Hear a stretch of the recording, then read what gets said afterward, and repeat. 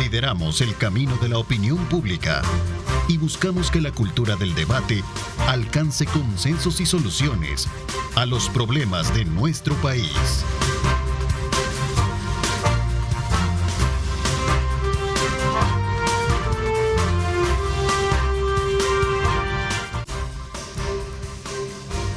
Son las 7 de la mañana, bueno, la costumbre de 6 de la mañana, son las 7:01. ¿Qué tal? ¿Cómo están? Bienvenidos a una edición más de su programa Diálogo 21. Un placer enorme saludarles a ustedes.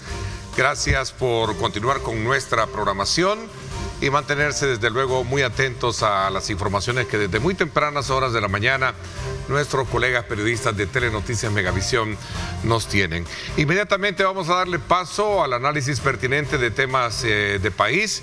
Vamos a comenzar a hablar este día acerca del impacto que ha tenido la propuesta y la iniciativa del gobierno central de lanzar una serie de medidas económicas que contempla la aprobación de aranceles cero para más de 120 productos que pertenecen entre ellos a la canasta básica familiar, entre otros aspectos interesantes que tienen que ver con la apuesta para el próximo quinquenio del plano económico. Estos y otros elementos importantes vamos a conversar este día. A continuación les presento el siguiente informe. Históricamente, El Salvador ha enfrentado desafíos significativos en su sector agrícola.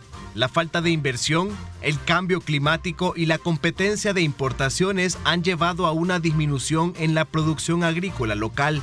Según el Ministerio de Agricultura y Ganadería, las medidas anunciadas por el presidente buscan revertir esta tendencia, proporcionando apoyo técnico y financiero a los agricultores para mejorar la calidad y competitividad de los productos salvadoreños. Para el economista Carlos Acevedo, la medida de eliminar los aranceles a los productos de la canasta básica tendrá un efecto marginal para la población.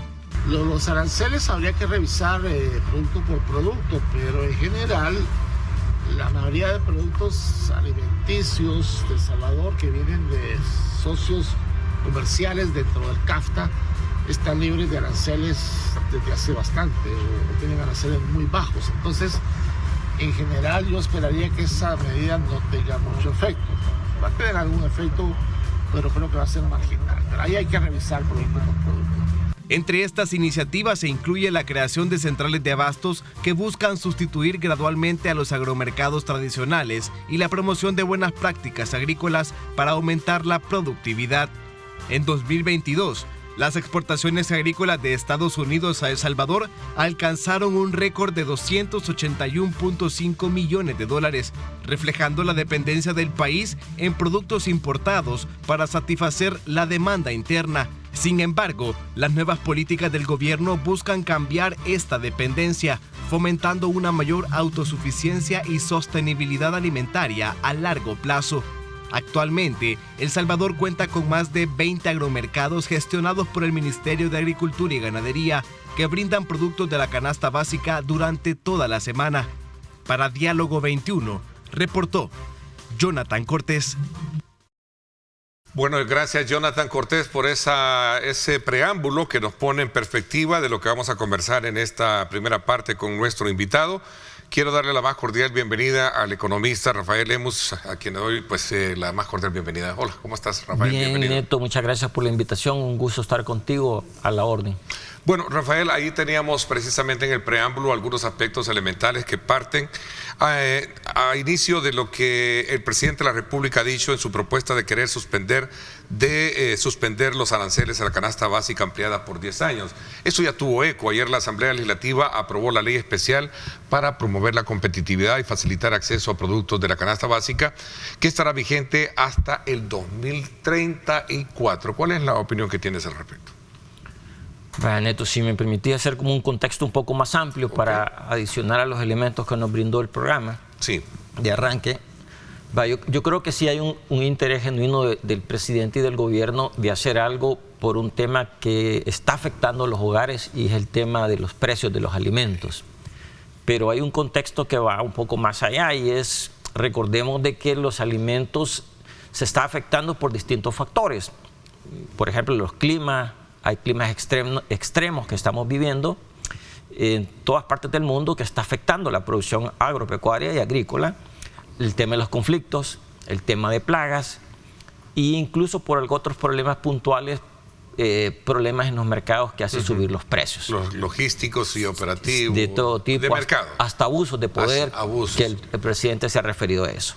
O sea, ese es un contexto, pero hay algo más propio y hay una relación entre inseguridad alimentaria y pobreza. ¿Okay? Que eso es bien importante. Entonces yo creo que el enfoque habría que llevarlo a ese nivel. Porque si algo ha ocurrido en este último quinquenio es que ha subido la pobreza. A diferencia de todos los gobiernos de Arena y del Frente, la pobreza venía disminuyendo.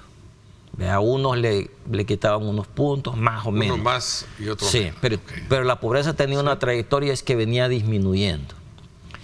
De tal punto que cuando arrancó Arena la pobreza era como del 60%. Y se llevó bastante, se quitó bastante esa pobreza. Bueno, el tema ¿cuál es? Es que la pobreza extrema es la que más ha crecido y hoy en día está a nivel de 8.8. El porcentaje de hogares, casi 9%, está en situación de pobreza extrema, pero la rural es de 11%. O sea, eso ya te dice que donde hay producción agropecuaria es donde hay más incidencia de pobreza extrema. Estamos hablando de los que tienen inseguridad alimentaria.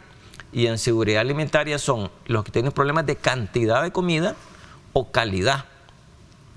Ejemplo, calidad, si tú estás perdiendo las proteínas, ya no consumís carne de pollo, de res, y te pasás harinas, ahí estás teniendo un problema de calidad. ¿Qué ha pasado? Ahora, las medidas del gobierno, las medidas en realidad no son novedosas, ya estaban vigentes. Desde marzo del año 22, cuando arrancó el conflicto de Rusia-Ucrania, se dispararon los precios de los fertilizantes y ahí se tomó la decisión de poner arancel cero a cerca de 30 productos. Ahí todos los que están metidos en el decreto de ayer van en esa lista y lo que han hecho es adicionar otros productos. Lo cual está bien. A eso iba a preguntarte, bien, bueno, vaya, que amplías un poco. Digamos que la medida portafolio, ¿no? en sí busca tratar de aliviar el tema de los precios. El otro punto es la efectividad. Si ya los productos de la canasta básica ya tenían esa medida hasta el año 26 y tú la prolongas hasta el año 34, es más tiempo, pero la efectividad en el corto plazo para bajar precios es nula, porque ya estaba vigente. ¿Ok?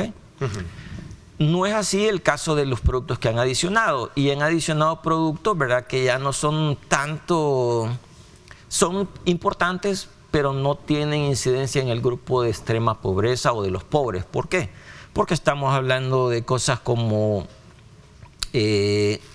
sopas preparadas, estamos hablando de galletas, de salsa de tomate, estamos hablando de alimentos preparados para niños, para bebés, fórmulas, cereales, que ese tipo de cosas está bien, ¿me entendés? Pero no consumen ni el dinero, los pobres lo dedican a eso. Eso es lo que quiero hacer ver. Entonces, si hay algo que el gobierno tiene que hacer es enfocarse en tratar de ayudar a las familias en situación vulnerable y más pobre. Y para eso habría que volver al tema central. ¿Cuál es el problema?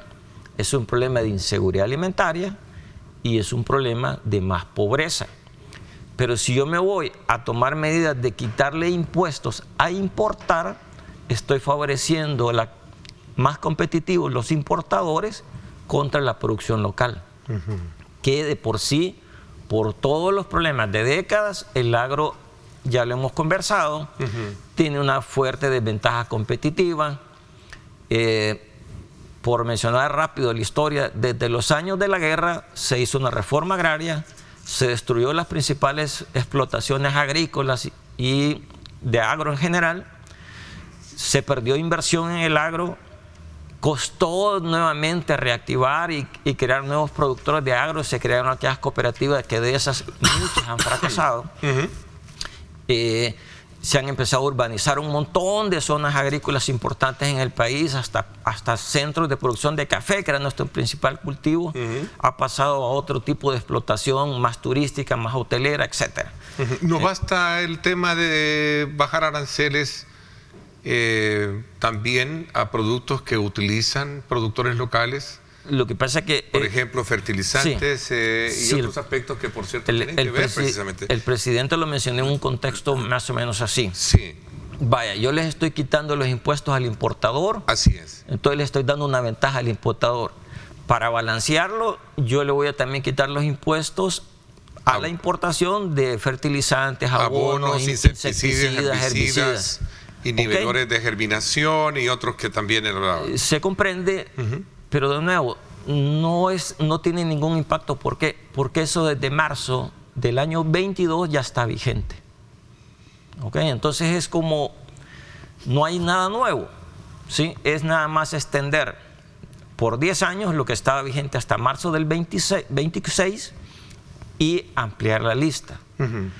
Pero, porque incluso tú en tu programa ahí podías ver que Carlos Acevedo y un montón de gente ha dicho de que va a ser inefectivo o el impacto mínimo o marginal. Creo que hablan de un impacto mínimo, porque a raíz de que ya estaban vigentes. Pero yo te lo llevo a otro tema, y es, para mí el efecto es nulo en cuanto a la situación de la gente que está en situación de pobreza. Porque el tema de ellos es arroz, frijol, maíz, café, azúcar, o sea, lo más básico. Y eso ya tenía tasa cero. A ver, el presidente en una declaración decía él de manera así muy tácita, veámosla a continuación, que vamos a apostarle a la sostenibilidad alimentaria, que creo que ese es el énfasis de el cual tú haces, que esta familia en esa condición de pobreza... Que hay una inseguridad. Tienen esa inseguridad, pero habla de una sostenibilidad alimentaria. Es por eso que la eliminación de los aranceles son para 10 años. En 10 años El Salvador va a poder tener sostenibilidad alimentaria. Sí, lo que pasa es que también yo lo escuché a él, y él tenía razón cuando decía, miren, si yo le quito el arancel por 10 años, voy a dar como una certidumbre, que la regla va a ser permanente, 10 años al menos de seguridad, de que el importador va a poder traer ese producto sin impuesto. Pero eso otra vez es una ventaja ¿para quién? Para el importador. Y el enfoque debería de ser hacia la producción. Si tú quieres ayudar a los pobres, tienes que ayudarles a una mejora de la producción agropecuaria, no ayudar al importador. ¿Qué piensas de la opinión que en su momento, y voy a correr en el tiempo, que dio Claudia Ortiz, la diputada del partido Vamos, en el contexto de la aprobación de este decreto el día de ayer, en la cual fue aprobado con 59 votos y una abstención que fue la de ella, y que dijo que esta estrategia ya había fracasado por un decreto similar aprobado en marzo del 2022, que creo que tú lo mencionaste? Sí, vaya. Yo no diría que la estrategia ha fracasado, no. No sería demasiado pragmático como para poder... El tema es que en marzo del 22 se implementó la medida. Habría que haber hecho un análisis de cuánto impactó en la baja de los precios para decir cuál fue la incidencia. El hecho es que si eso ya está vigente y yo solamente extiendo el tiempo de la vigencia, la efectividad es nula en el corto plazo. ¿Ya? No va a incidir en los precios, pues. Y lo otro, que perder la perspectiva más relevante, hacer cosas que te ayuden en la producción, porque tienes un problema de pobreza, y la más grande está en la pobreza rural. Te voy a poner otro ejemplo a la inversa de lo que te ponía, para tratar la manera de equilibrar un poquito el planteamiento y verlo así, de esta manera. También otro de los diputados en la misma discusión del partido oficial decía, fue Ricardo Rivas, por cierto, aseguró que él será uno de los favorecidos con el decreto porque él es un productor de tilapia, y uno de los productos sin arancel será el concentrado para la tilapia, ¿no? Es decir, vemos que hay impacto... Ahí digamos que es un tema bien puntual, porque ese sí no estaba en la lista. Ese es un nuevo que han adicionado a la lista que ya existía. Un nuevo rubro al cual hay que... Sí, una nueva partida arancelaria que le han puesto arancel cero, en la cual los insumos de ese concentrado para los peces, que es su alimento, va a tener tasa cero. No sé cuál es el arancel que tenía. Ponerle que tenía 10%, pues va a bajar 10%. Bueno, vamos a ver. Marcela Villatoro de Arena votó a favor, pero advirtió que no va a generar mayor impacto en los precios. Creo que va un poquito más sobre la tesis que tú planteas, ¿no? Es que mira, Neto, si ya está vigente la medida desde el año 22, el efecto ya ocurrió. Lo único que está es sosteniéndolo por más tiempo. A eso me refiero, que es inefectiva. Y si hubo un beneficio, eso ya fue generado. Y otro tema más, y es, no hay certeza que cuando tú disminuyes el arancel, se traslada al consumidor. Que ese también es un tema que le ha preocupado al presidente. Dos aspectos importantes, porque me están pidiendo una pausa comercial, y eso es lo bueno hoy con esta nueva modalidad de poder ir al grano, a la síntesis de los temas puntuales. Dos aspectos elementales. Uno, el poder de alguna manera trazar un horizonte de un arancel cero para estos 120 productos. Obviamente esto toca el tinglado fiscal del país, ¿cierto? Sí, hay un sacrificio fiscal. Hay un sacrificio fiscal, ya tú me lo definiste muy bien. ¿Qué piensas al respecto? Es la primera. Además, ¿qué piensas tú con relación al tema de centros de abasto? Porque si mucho criticamos el hecho de que existe el único que de alguna manera se han identificado prácticas anticompetitivas o abusivas de mercado, ¿verdad? ¿Cómo ves tú también la creación de este primer centro de abasto que estará ubicado en el oriente de la capital? Voy a hablar de esos dos temas cuando regresemos. Pausa, no me cambies, 7:17. Gracias por estar con nosotros.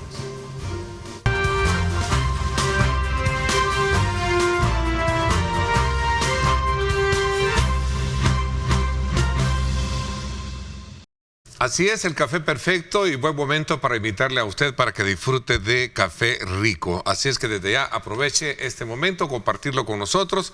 Café Rico a buena mañana, el café perfecto. Continuamos nuestra conversación con Rafael Lemus, economista, y estamos haciendo una valoración desde la perspectiva de él, de esta iniciativa planteada por el Ejecutivo de bajar los aranceles a ciertos productos que tienen que ver precisamente con la canasta básica y también con aspectos que tienen que ver con insumos que utilizan productores locales. Ya tiene él su propia valoración. Decía que ahora, una vez haciendo ese examen, pasamos a conocer dos aspectos elementales, sobre todo el trazo de digamos, aprobación que hizo la Asamblea Legislativa de esta ley especial para promover la competitividad y otros aspectos que menciona la ley.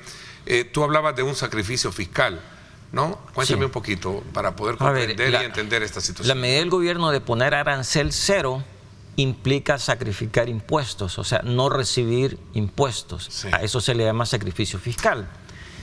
Y ahí hay un tema importante y es, a ver, no hay datos precisos de cuánto es el impacto de lo que se ha dejado de recibir en estos años o en un solo año. Pero supongamos que son 10 millones. La discusión debería de ser si esos 10 millones, por ejemplo, el efecto en precio puede ser 5% del arancel, ¿verdad? Para que tengamos una hipótesis. Si yo bajo, al poner arancel cero, bajo los precios 5%, dejo de recibir 10 millones o 20 millones. El tema debería ser preguntarse si esos 20 millones no sería más conveniente recibirlos, dejar el arancel y darse vuelta con el dinero e invertirlo en programas de apoyo a la producción agropecuaria y ayudar directamente a la pobreza, porque lo que está faltando es un programa integral de apoyo al agro. Integral me refiero a tecnologías para mejor soportar los climas, semillas mejoradas, que algo se estuvo haciendo, más asistencia técnica, financiamiento, estudios de suelo, es decir, incluso la misma gente rural, apoyarla a que participe. Hay muchos esfuerzos de huertos que impliquen a diversificar y además hacer combinación, temas de producción agrícola estacional y permanente, frutales, etc. O sea, hace falta hacer un buen esfuerzo porque hay que tener claro algo. Si tú haces una apuesta importante en el agro, vas a mejorar la seguridad alimentaria y vas a reducir la pobreza. Si no lo haces, tienes la suerte actual. A ver, ¿ese es un capítulo pendiente entonces en la agenda? es que ahí te insistiría, para mí el gobierno se está equivocando.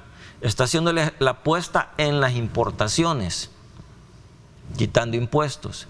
Debería ser la apuesta en la producción, porque eso nos va a ayudar para la seguridad alimentaria y para reducir la pobreza. A ver, esto me lleva a pensar de lograr compararnos a economías agrícolas de otros países en las cuales existe un subsidio para que esto sea más competitivo. Sí, es que mira, Europa tiene subsidio, creo que Europa, Estados Unidos, no sé si en la región lo tienen otros. Sí, bueno, no incluso en otras partes hay subsidios más técnicos que no están explícitos, o sea, están ocultos, como cuál. Por ejemplo, en Chile había investigación para que las plantas sean más resistentes a la lluvia, por ejemplo. O sea, más resistentes a las plagas. Eso un agricultor no lo puede hacer porque es investigación, necesita un gran esfuerzo técnico, pero el gobierno sí lo puede hacer con expertos. Bueno, ese tipo de cosas son las que se tendrían que estar haciendo, además de apoyos directos al agro.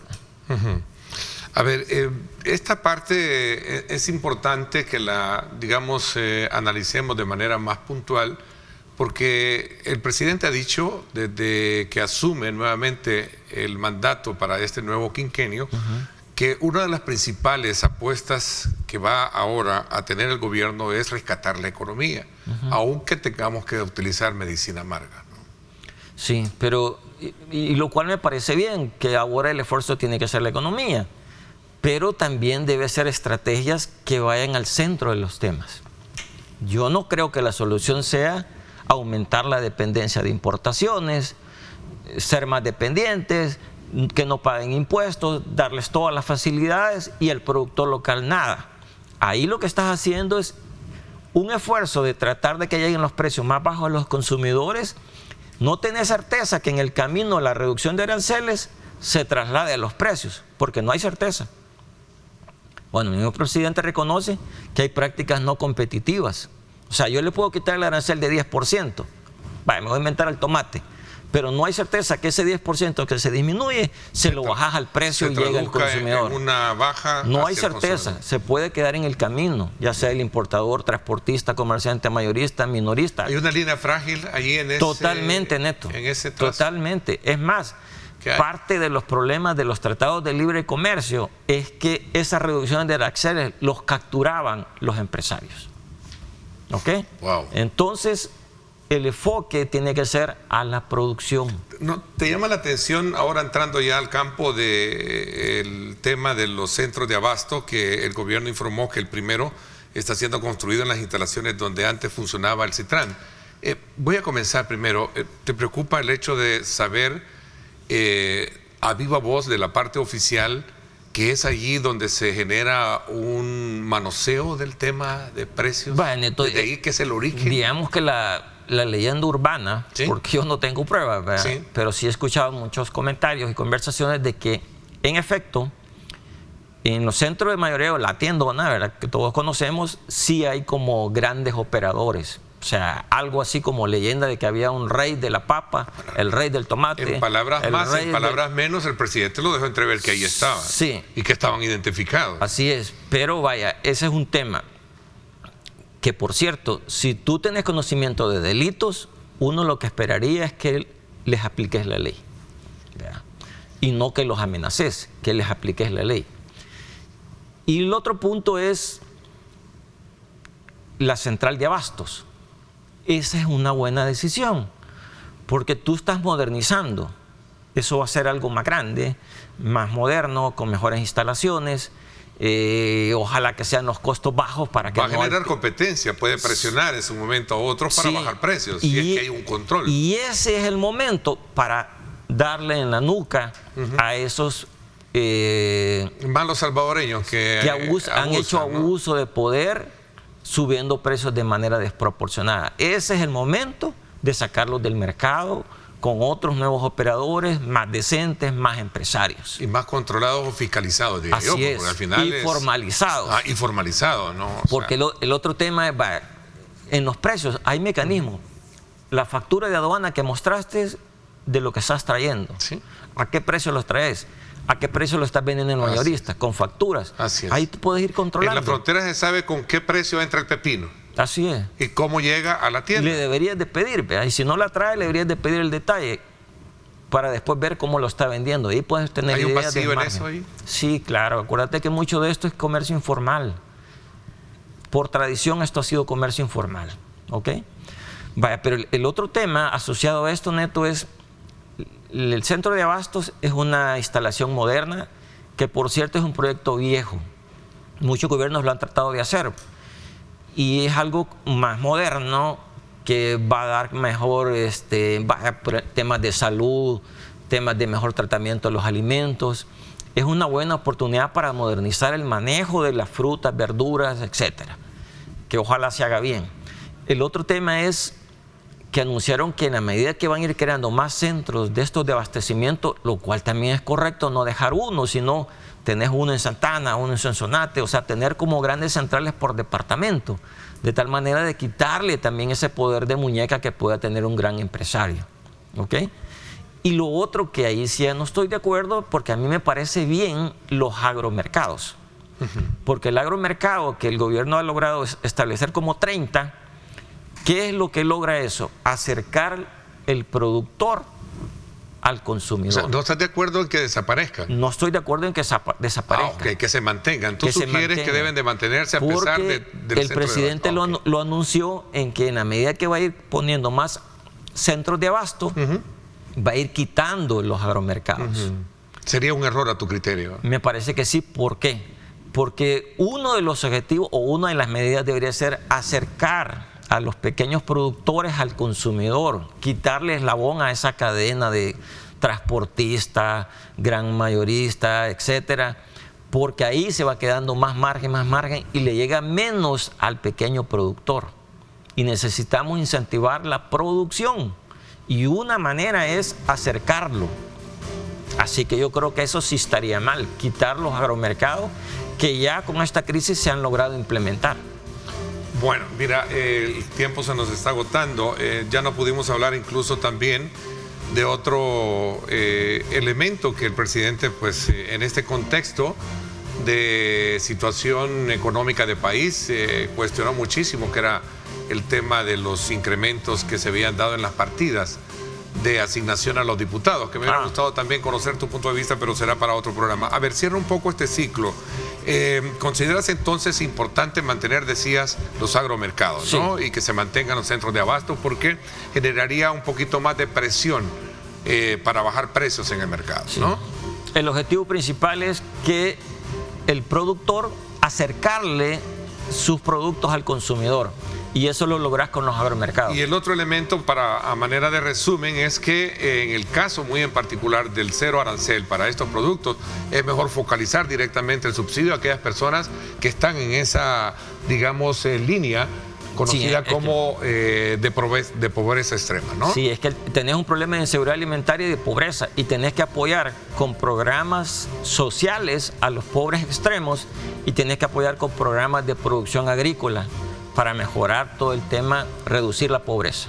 Ok, interesante. Te agradezco muchísimo, Rafael, que nos hayas acompañado esta mañana y desde tu punto de vista, pues nos hayas dado esta lectura de estas iniciativas que en el fondo pues nos dejan bien en claro, forman parte de ese interés o de esa acometida que tiene el gobierno por querer ir resolviendo parte de ese problema que históricamente se ha venido generando, ¿no? El incremento del precio de los productos de la canasta básica y su impacto en la economía familiar. Gracias nuevamente por habernos acompañado. Un gusto. Gracias. Vamos a la pausa, 7:31. Quédese con nosotros, regresamos con más.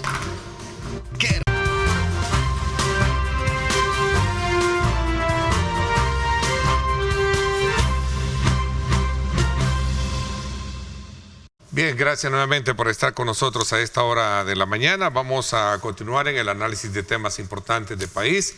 Quiero darle la más cordial bienvenida a Franklin Martínez. Él es comunicador y también conocedor de temas de país. Bienvenido, Franklin. ¿Cómo estás? Qué gusto saludarte. No, hombre, un honor de verdad compartir contigo este espacio y un enorme abrazo a toda la gente que nos está viendo. A ver, Franklin, voy a comenzar, yo sé por tu conocimiento y lectura que has estado dando al tema de las elecciones internas llevadas a cabo precisamente este fin de semana en el FMLN y el surgimiento ya de un nuevo liderazgo que lo asume Manuel Flores. ¿Cuál es tu lectura de entrada con relación a este tema?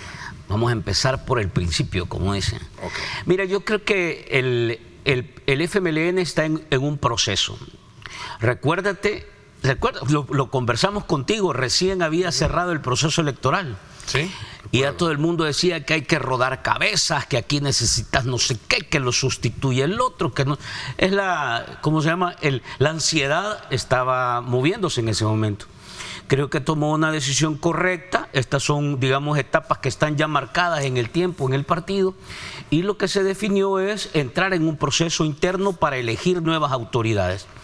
Es un proceso que elige, como se le llama, de 360 grados. Elige todo, desde la dirección dirección nacional, dirección departamental, dirección municipal, estructuras de dirección como el Consejo Nacional, etcétera. Todo eso se puso sobre la mesa. El domingo la gente votó alrededor del 53% de los afiliados. Y decidieron. ¿Del universo de cuántos registrados? Anda alrededor de 16.000, 17.000 más o menos los afiliados que están en el actual padrón del FMLN.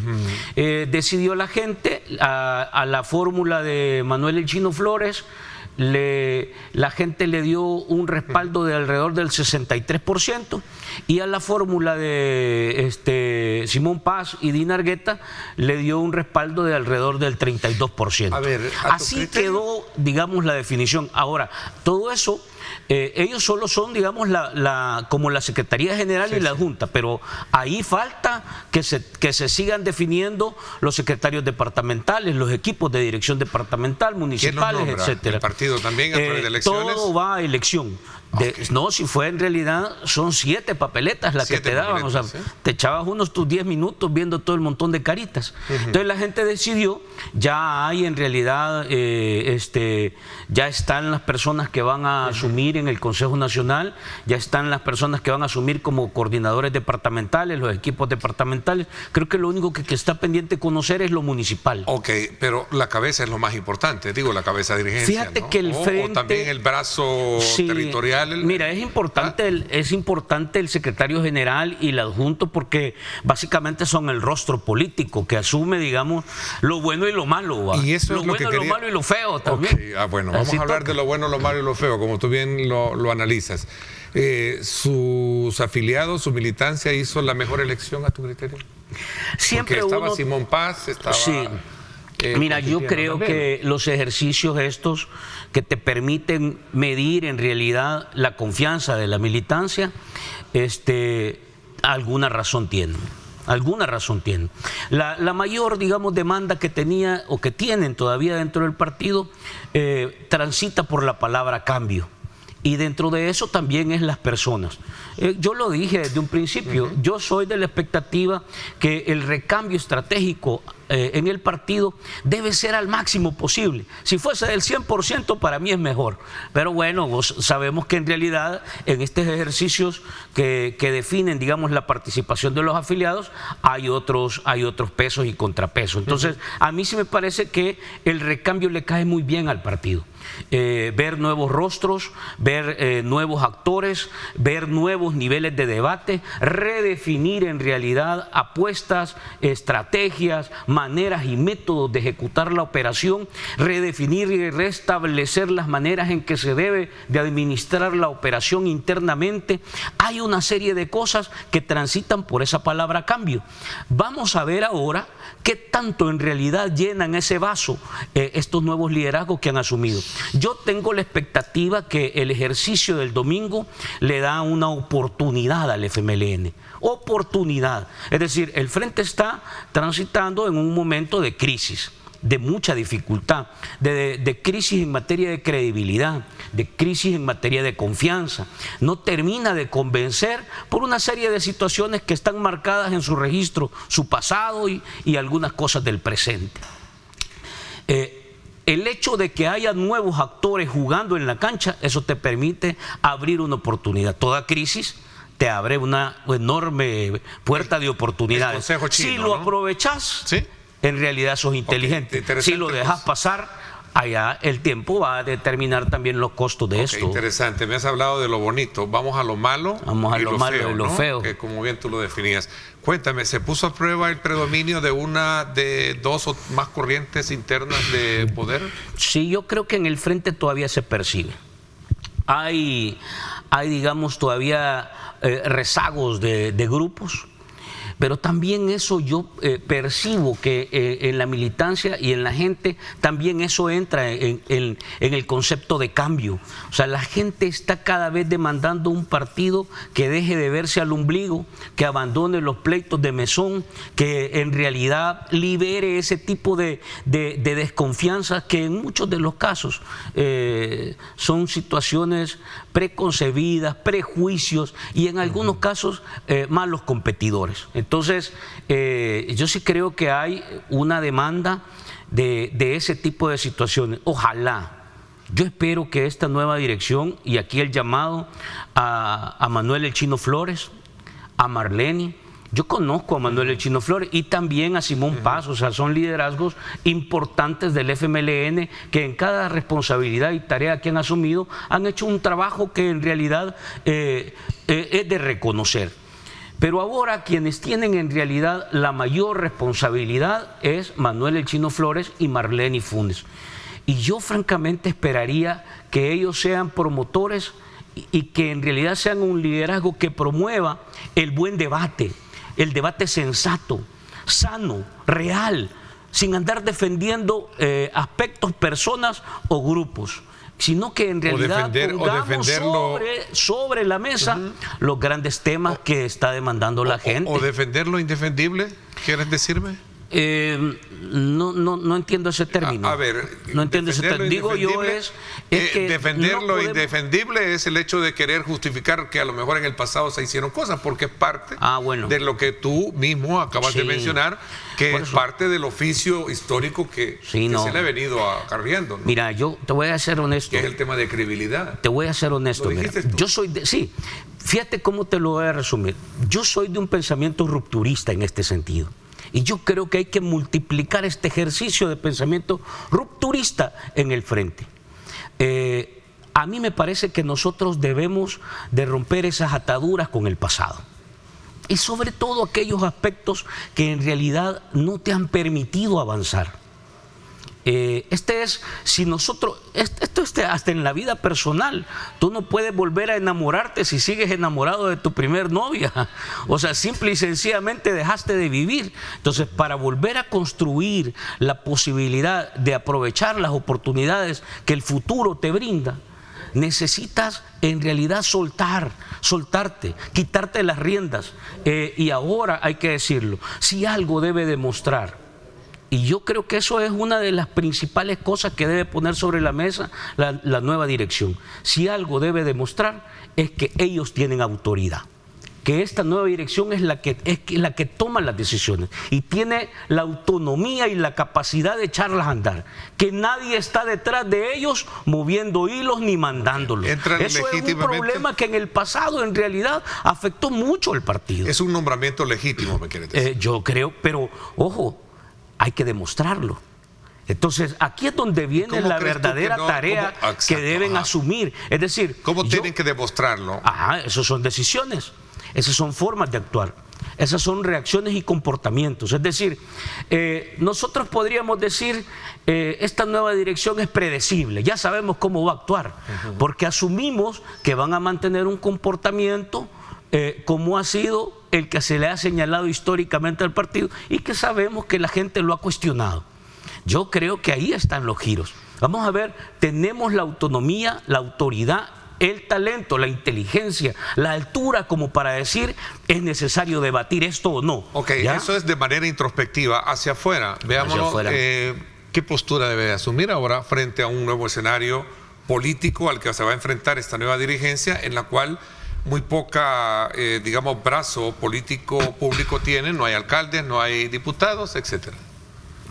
No, yo ahí veo la mayor oportunidad, te voy a ser franco. ¿Por qué? Si hay algo que tiene el FMLN, es una cantera muy potable de liderazgo fresco, de gente capaz, gente que conoce los temas, profesional, que maneja la agenda económica, que maneja la agenda social, que conoce la dinámica del país, que conoce en realidad y tiene una lectura muy potente de qué está pasando a nivel internacional.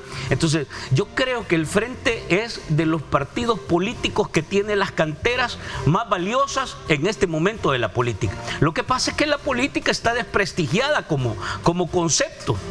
Pero el Frente es de los partidos políticos que goza de liderazgo muy potente y lo hemos visto.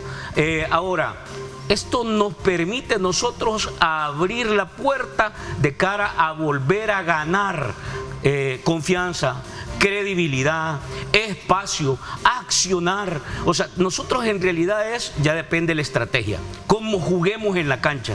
Ahora, el Frente, insisto, y si Manuel El Chino Flores, Marlene y el equipo que está en la dirección del partido, que ahora ha sido respaldado, entiende esto, vas a ver que podemos meterle velocidad, imprimirle una velocidad importante a este proceso de recuperación que tiene el FMLN. ¿Sobre la base de qué propuestas ahora tú visualizas este nuevo, digamos, ensayo político que le ha permitido al partido elegir nuevas autoridades? ¿Cuáles son los temas a los cuales debe de, digamos, no, la gente te los ha marcado, está clarísimo. En este momento es la economía. Okay. Vamos a hablar de eso cuando regresemos. Quiero conocer tu opinión también con relación a estos temas. 7:46.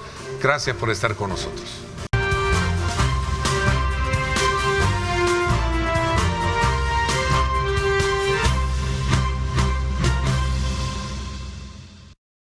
Bien, gracias nuevamente por estar con nosotros. Continuamos en el análisis de la coyuntura actual en materia política y económica con Franklin Martínez, comunicador y conocedor de temas de país. Un poco en resumen, decías que para el FMLN hoy con este nuevo resultado que dio pauta para que fuera a tener su nueva dirigencia, el reto mayor es demostrar que sigue siendo una autoridad política en el país. Sí. Si la gente te va a medir ahora, es que esto es en realidad la condición de cómo convences emocionalmente, pero también racionalmente a la gente. En este momento creo que lo que predomina vamos ahora al plano de cara económico a la gente es el factor emocional. La gente se siente muy dolida, como que le fallaste. Y sabe que sos alguien que puede ayudarle, pero todavía no termina de creer en vos. Fíjate cómo estamos. Ese es un momento. Sabe que te tiene ahí a la par en momentos difíciles, pero dice, pero ya me falló una vez. Entonces ahora viene el factor. Hay que cambiar a la gente emocionalmente. Estás haciendo un momento de catarsis. De sí, es importante hacerlo todo el tiempo. Francamente, o sea, uno tiene que evaluar desde que te levantás, tu entorno y tu contacto social te va determinando. Si a las 10 de la mañana de este día tú te das cuenta que en lugar de haber establecido comunicación o una buena relación con alguien, has tenido entre caras feas y pleitos, algo no está pasando. O sea, uno tiene que hacer esa reflexión permanente. El FMLN debe en este momento concentrarse en cómo emocionalmente cambia el estado de la gente. Porque la gente en realidad, yo estoy convencidísimo de esto, mira Neto, en El Salvador hay un pensamiento de izquierda muy, muy amplio. El Salvador en realidad tiene una conexión con una visión social, con una visión que está conectada con en realidad los sectores más débiles, más frágiles. Es natural eso. El punto es cómo nosotros hacemos que ese nivel de pensamiento de la gente también se convierta en emoción. Entonces nosotros hemos roto los dos momentos. Nosotros nos hemos quedado más analizando cosas, pero emocionalmente hemos abandonado el sentir de la gente. Algo otros lo han rellenado eso. Eso se acaba cuando te empezás a dar cuenta de lo que está sucediendo con la Asamblea Legislativa, por ejemplo, que ya es un segundo paso en el nivel de decepción que la gente asume cuando se casa con estas nuevas banderas, como fue Nuevas Ideas. El primer paso fue los alcaldes. En realidad la gente se ha decepcionado de manera rápida del trabajo tan errático que han desarrollado los alcaldes, sobre todo en esta nueva etapa de nuevas ideas. Ahora está sucediendo, subió de nivel, y entonces ahora lo empezás a ver con los diputados. Y fíjate que hay un gran error ahí. Hay un gran error de esta nueva partida de asignación. No, hay un gran error ahí. Francamente, yo le llamo a las principales vocerías, porque están cometiendo un gran error. Están tratando de explicar algo que no tiene explicación, ¿ya? En lugar de hacer lo que la gente sabe que es correcto. A ver, desciframe un poquito más esa Están parte. tratando de explicar que no eran 14.500 dólares, que eran 8.500, que el otro eran 7.500, que él solo había contratado 2, que el otro dinero no saben qué se hizo, que esto ya lo habían aceptado, pero que no lo habían... O sea, se han enredado. Y eso sucede cuando vos mentís. Mentís una vez, mentís 2 veces, de repente ya no te acordás cuál es la historia. Entonces, la recomendación que hay que darle a estos diputados, sobre todo a los de nuevas ideas, porque son los que más demandados están siendo, porque han engañado a la gente y francamente hasta hoy no han tenido la altura y la solvencia de aceptarlo. ¿Qué es lo que deben hacer? Transparentar los recursos. Ya no traten de enchibolar más a la gente. Ya no intenten explicar algo que está evidentemente claro. Han utilizado los recursos públicos haciendo exactamente lo que dijeron que iban a corregir. Y no lo corrigieron. Por eso digo yo, aquí en realidad terminás pegándote un tiro en el pie. Yo te lo he comentado. A mí me parece que en el fondo, más allá de esta coyuntura pequeña que estamos viendo de diputados, quien va a salir perjudicado es la imagen del mismo Nayib Bukele.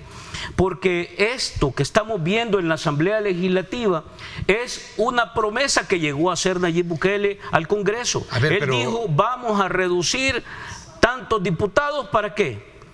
¿Qué les dijo, gentes? Para bajar los costos. Pues necesitamos ahorrar, dijo. Resulta que la Asamblea Legislativa redujo el 30% de diputados, pero se incrementó $1 millón. A ver, pero fue él mismo quien descubrió esa partida, ¿no? Y fue él mismo quien dictó y pidió bajarla. Sí, pero ahí tenés que leer entre líneas. ¿Sí? Nayib Bukele no hizo esta declaración por tratar de que se corrigiera la falta de transparencia enorme que tiene en la Asamblea. No lo hizo por eso. Si dentro del mismo gobierno siguen ocultando información con esta política de reserva de información de 7 años. Tema de la Asamblea. ¿Fue él mismo? Lo hizo? ¿Saben por qué lo hizo? Y está claro, es evidente, porque quería pasarse llevando de paso a la diputada de Vamos. O sea, es tanto en realidad la chirria que le tienen ¿cómo se llama? A Claudia Ortiz, sí, que decidieron exponer a todos los diputados de Nuevas Ideas para tratar de allanarle el camino a la diputada y decir, ella en realidad está, como es lo peor que tenemos en la Asamblea Legislativa. Pero el presidente habló de que al consultar, voy a traducir en palabras más, palabras menos. No hay que traducirlo, si está bien claro lo que dijo. El presidente dijo de que cuando preguntó que por qué tenía una partida ella, nos metieron gol, dice, no sé si metieron o... Sí, nos metieron gol. Te voy a decir qué es eso. Eso es otro error. ¿Cómo se te ocurre decir que ahí hay un presidente de la Asamblea, un administrador? Bueno, el presidente de la Asamblea tiene un grupo de asesores que en realidad se encargan de ver administrativamente cómo funciona la institución. Si la diputada que está en la distancia política más amplia de Nuevas Ideas, que es ¿cómo se llama? Claudia Ortiz. Ella es la diputada que está más a la distancia. Okay. Vaya, entonces esto fue un sacrificio político para afectar la imagen de ella. Así lo interpretas. No, es que es cierto. O sea, ¿cómo es posible que tu mayor adversario políticamente te va a meter una situación como esa sin que se dé cuenta el presidente de la Asamblea? Ahí nadie mueve un dedo si no recibe una instrucción. Bueno, ni los diputados de Nuevas Ideas mueven un dedo si no les dan una instrucción, va. Es imposible eso. O sea, ese es el problema que te estoy diciendo. Tratan de explicar cosas engañando a la gente y francamente ya las mentiras ya funcionan cada vez menos. Entonces, intentaron pasarle el cepillo a la diputada de Vamos, pero terminaron ellos trasquilados en la esquina de los señalamientos, en el banquillo de los acusados.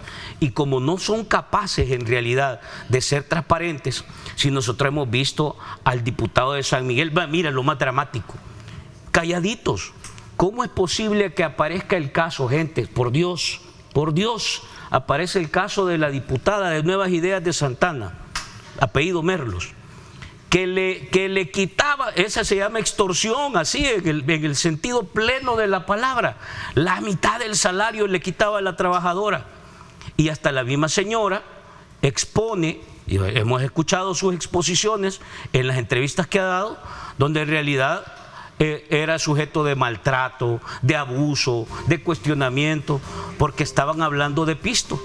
Entonces, allí en Nuevas Ideas hay un manejo tan oscuro y por eso yo francamente lo que hicieron ayer, y ahí fíjate cómo es la cosa, aprobar este tema de las becas.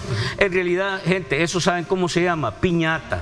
Hacer piñata de los recursos públicos, siendo que el país tiene tantas necesidades.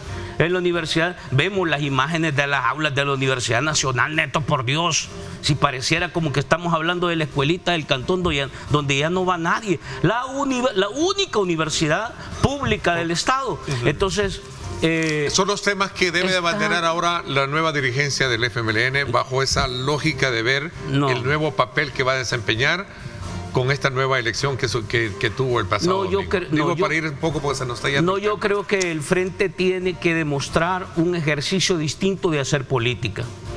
Es que la gente ya está cansada de esa política. Yo te digo, aquí no hemos visto todavía hasta dónde le va a pasar factura a la gente. Pero yo ese tipo de diputados que se esconden, que no son transparentes, que siguen contratando familiares, gente que no tiene las condiciones, etcétera. Ese tipo de cosas no podemos seguirlas multiplicando. Ahora, el Frente debe no solo señalarlo, sino hacer un ejercicio distinto. Esa es la gran misión, la gran tarea, el gran reto. El país necesita partidos políticos de verdad. Interesante, te agradezco. De eso aquí. Te agradezco muchísimo la lectura que nos han dado esta mañana con relación al tema. No hablamos del tema económico. Sí, bueno, metimos un poquito a hablar de la parte de la asamblea, pero va a ser más adelante, rapidito. Ya no tengo tiempo, se nos fue. Es que yo lo que veo en esta edición, ¿sí? el presidente lo que nos dejó ver es su enfoque hacia la importación y el comercio, y se olvidó de los productores y los campesinos. Vamos a tratarlo más adelante, invitándote para hacer este abordaje.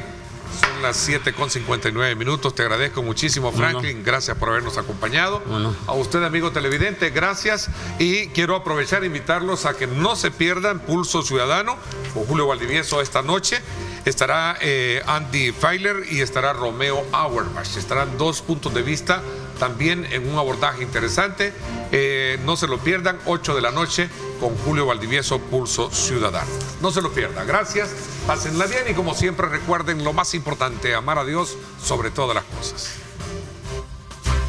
Lideramos el camino de la opinión pública y buscamos que la cultura del debate alcance consensos y soluciones a los problemas de nuestro país.